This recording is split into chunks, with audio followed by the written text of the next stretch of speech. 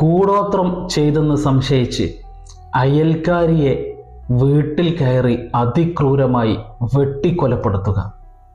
കേസിൽ അറസ്റ്റിലായി ഇരട്ട ജീവപര്യന്തം തടവിന് ശിക്ഷിക്കപ്പെടുന്ന കാലയളവിൽ പരോളിലിറങ്ങി അതേ നാട്ടിലെത്തി നേരത്തെ കൊലപ്പെടുത്തിയ സ്ത്രീയുടെ ഭർത്താവിനെയും പ്രായമായ അമ്മയെയും അതിക്രൂരമായി വെട്ടിക്കൊലപ്പെടുത്തുക. സമീപത്തെ വനപ്രദേശത്ത് 2 ദിവസം ഒളിവിൽ താമസിച്ച ശേഷം പോലീസ് കസ്റ്റഡിയിലെടുക്കുമ്പോഴും കോടതിയിൽ ഹാജരാക്കുമ്പോഴും തെളിവെടുപ്പിനെത്തിക്കുമ്പോഴുമൊക്കെ നിയമ സംവിധാനങ്ങളിലെ പോരായ്മകളിൽ നോക്കി പരിഹസിച്ച് ചിരിച്ച് നടക്കുക.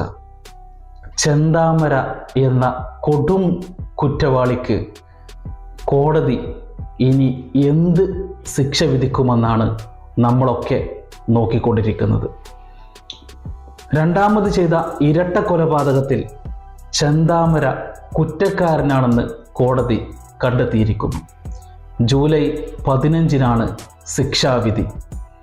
ഇനിയെങ്കിലും ആ കൊടും കുറ്റവാളിക്ക് പരമാവധി ശിക്ഷ നൽകാൻ നമ്മുടെ നിയമ സംവിധാനങ്ങൾ തയ്യാറാകുമോ? അതോ ഒരു പാതിരാ നേരത്ത് ആ നാട്ടുകാരെയും കേസിൽ സാക്ഷി പറഞ്ഞവരെയുമൊക്കെ വീണ്ടും ഭീതിയുടെ മുൾമുനയിലാക്കി ചെന്താമര നാട്ടിൽ തിരിച്ചെത്തുമോ? അയാൾക്ക് തക്കതായിട്ടുള്ള ശിക്ഷ തന്നെ കിട്ടണമെന്നാണ് ഞങ്ങളുടെ ആവശ്യം. അയാൾക്ക് തൂക്കുകയർ തന്നെ കൊടുക്കണമെന്നാണ് ഞങ്ങൾ ആവശ്യപ്പെടുന്നത്. അയാൾ നല്ലപോലെ വേദനിച്ച് തന്നെ പരമാവധി ശിക്ഷ അയാൾക്ക് കിട്ടണം. കോടതിയിൽ വെച്ചിട്ട് അയാൾ നല്ലപോലെ 2019 ഓഗസ്റ്റ് 31-നാണ് ചെന്താമര എന്ന കൊടും കുറ്റവാളിയെ നാടറിയുന്നത്. പാലക്കാട് നെന്മാറ പോത്തുണ്ടിയിൽ സുധാകരന്റെ ഭാര്യ 35 വയസ്സുകാരിയായ സജിത അതിക്രൂരമായി കൊല്ലപ്പെട്ടു. കൊലപാതകി ചെന്താമരയായിരുന്നു. തൻ്റെ ഭാര്യയും മക്കളും പിണങ്ങിപ്പോയത് സജിത കൂടോത്രം ചെയ്തത് കാരണമാണെന്ന് ചെന്താമര വിശ്വസിച്ചു. ചെന്താമരയെ അത് പറഞ്ഞ് വിശ്വസിപ്പിച്ചത് ഒരു ജ്യോത്സ്യനായിരുന്നു അത്രേ. ഈ പകയിലാണ് ചെന്താമര സജിതയെ വെട്ടിക്കൊലപ്പെടുത്തുന്നത്. അറസ്റ്റിലായ ചെന്താമരയ്ക്ക് അന്ന് കോടതി വിധിച്ചത് ഇരട്ട ജീവപര്യന്തവും 3.25 ലക്ഷം രൂപ പിഴയുമാണ്. ശിക്ഷ അനുഭവിച്ചു കൊണ്ടിരിക്കെ നമ്മുടെ നിയമ സംവിധാനങ്ങളുടെ പഴുതുകൾ ഉപയോഗപ്പെടുത്തി ചെന്താമര പരോളിലിറങ്ങുന്നു. പരോളിലിറങ്ങുമ്പോൾ കോടതി വെച്ച നിബന്ധന പ്രകാരം സ്വന്തം നാട്ടിലേക്ക് ചെന്താമര പോകാൻ പാടില്ലായിരുന്നു. പക്ഷേ ഈ പ്രതി ആ നിയമം ലംഘിച്ച് സ്വന്തം നാട്ടിൽ സ്വന്തം വീട്ടിലാണ് വന്നത്. ഇത് അന്വേഷിക്കേണ്ടത് പോലീസ് ശ്രദ്ധിച്ചതുമില്ല. 2025 ജനുവരി 27-ാം തീയതി അന്ന് താൻ കൊലപ്പെടുത്തിയ സജിതയുടെ ഭർത്താവ് 55 വയസ്സുകാരനായ സുധാകരനെയും അദ്ദേഹത്തിൻ്റെ അമ്മ 75-കാരിയായ ലക്ഷ്മിയെയും ചെന്താമര വീട്ടിൽ കയറി അതിക്രൂരമായി വെട്ടിക്കൊലപ്പെടുത്തി. വലിയ വിവാദം സൃഷ്ടിച്ച ഒരു കൊലപാതകമായിരുന്നു ആ നടന്നത്. അത്രയും ക്രൂരമായി ഒരു കൊലപാതകം ചെയ്ത പ്രതിക്ക് നൽകിയ പരോൾ ചോദ്യം ചെയ്യപ്പെട്ടു.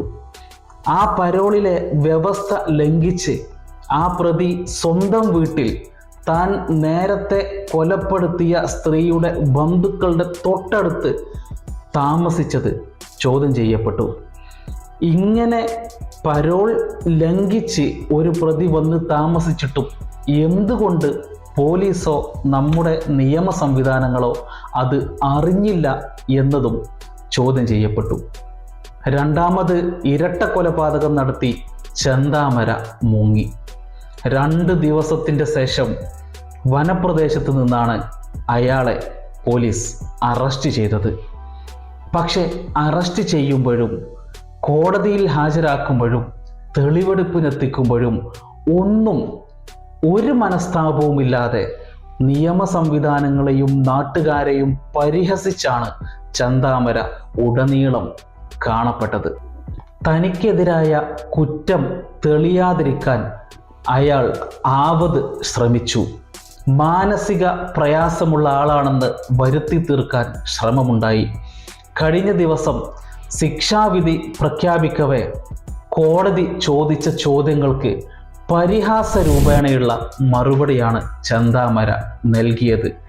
ജയിലിലുള്ള സഹതടവുകാരോടൊക്കെ നല്ല നിലയിലാണോ വർത്തിക്കാറെന്നുള്ള ചോദ്യത്തിന് ലഹരി കേസുകളിലും മറ്റ് കേസുകളിലും പെട്ട ആളുകളോട് ഞാൻ എങ്ങനെയാണ് നല്ല നിലയിൽ പ്രവർത്തിക്കുക എന്നായിരുന്നു തിരിച്ചുള്ള ചോദ്യം. എന്നെ ഉപദ്രവിച്ച ആളുകളെ തിരിച്ചുപദ്രവിക്കാതിരിക്കാൻ ഞാൻ ഗാന്ധിജിയല്ലെന്ന പ്രസ്താവനയും കോടതി മുറിയിൽ ചെന്താമര നടത്തി. താങ്കൾ കുറ്റക്കാരനാണ് എന്ന് കോടതി പറയുമ്പോൾ പോലും ഒരു മനോമാറ്റവും അദ്ദേഹത്തിന് ഉണ്ടായിരുന്നില്ല എന്നുള്ളതാണ് വാസ്തവം. നിലവിൽ അദ്ദേഹം കുറ്റക്കാരനാണെന്ന് കോടതി കണ്ടെത്തിയിരിക്കുന്നു. ശിക്ഷ വിധിക്കാനിരിക്കുന്നു. നാട് ഉറ്റുനോക്കുന്നത് ഇനി എന്തായിരിക്കും ചെന്താമരക്കുള്ള ശിക്ഷ എന്നാണ്. സുധാകരൻ്റെയും സജിതയുടെയും കുടുംബം വധശിക്ഷയിൽ കുറഞ്ഞത് ഒന്നും ആവശ്യപ്പെടുന്നില്ല. അയാൾക്ക് തക്കതായിട്ടുള്ള ശിക്ഷ തന്നെ കിട്ടണമെന്നാണ് ഞങ്ങളുടെ ആവശ്യം. അയാൾക്ക് തൂക്കുകയർ തന്നെ കൊടുക്കണമെന്നാണ് ഞങ്ങൾ ആവശ്യപ്പെടുന്നത്.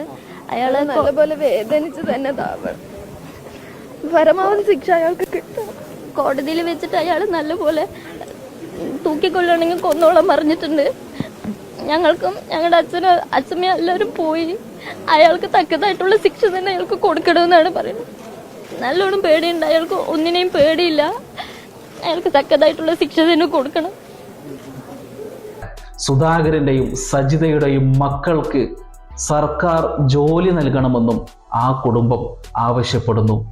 ഇനിയും ചെന്താമരയെ തടവിന് ശിക്ഷിക്കുകയാണെങ്കിൽ ഇനിയും അയാൾക്ക് പരോൾ ലഭിക്കും.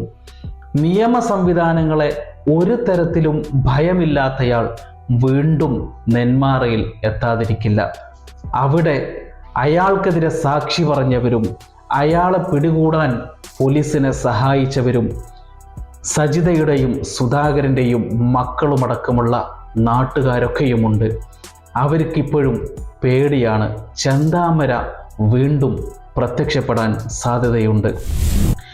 എന്താണ് പറയാനുള്ളതെന്ന് കോടതി ചെന്താമരയോട് ചോദിച്ചപ്പോൾ അയാൾ പറഞ്ഞത് എന്നെ തൂക്കിക്കൊന്നോളൂ എന്നാണ്. എന്തിനാണ് നമ്മുടെ നിയമ സംവിധാനങ്ങൾ ഇത്രയും ക്രൂരമായ കൊലപാതകങ്ങൾ ആവർത്തിച്ച് നടത്തുന്ന പ്രതികളെ സംരക്ഷിക്കുന്നത്? പരമാവധി ശിക്ഷ നൽകിക്കൂടെ എന്നാണ് നാട്ടുകാരുടെ ചോദ്യം. പരമാവധി ശിക്ഷ നൽകിയിട്ടും വധശിക്ഷ നടപ്പാക്കുന്നതിലെ കാലതാമസമടക്കം നാട്ടുകാർ ചോദ്യമായി ഉന്നയിക്കുന്നു.